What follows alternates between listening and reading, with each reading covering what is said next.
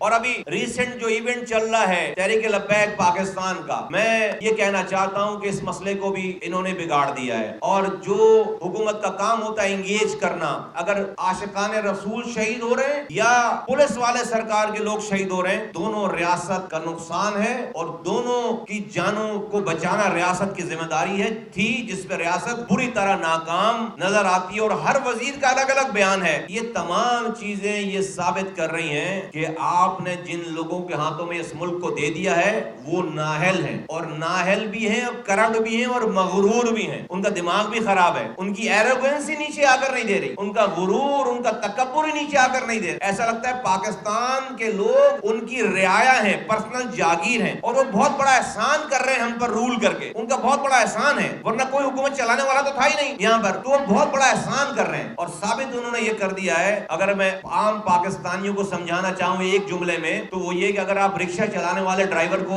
F-16 حوالے کر دو گے چلانے کے لیے، تو رکشہ ڈرائیور جو ہے F-16 نہیں چلا سکتا، وہ جہاز بھی تباہ کرے گا اور رن وے بھی توڑ دے گا، وہ اور گھس جائے گا کسی ایئرپورٹ میں جہاز لے کر۔ تو یہی کر رہی ہے موجودہ وفاقی حکومت۔ رکشہ ڈرائیور تھے، ان کو F-16 چلانے دے دیا، یہ گھس گئے ہیں، یہ انہوں نے جہاز بھی تباہ کر رہے ہیں، یہ رن وے بھی تباہ برباد کر رہے ہیں، اور یہ گھس رہے ہیں کسی ٹرمینل کے اندر۔ وہ یہی کرے گا بھائی، ظاہر سی بات ہے، اس کو آتا ہی نہیں، اس کا قصور ہی نہیں ہے۔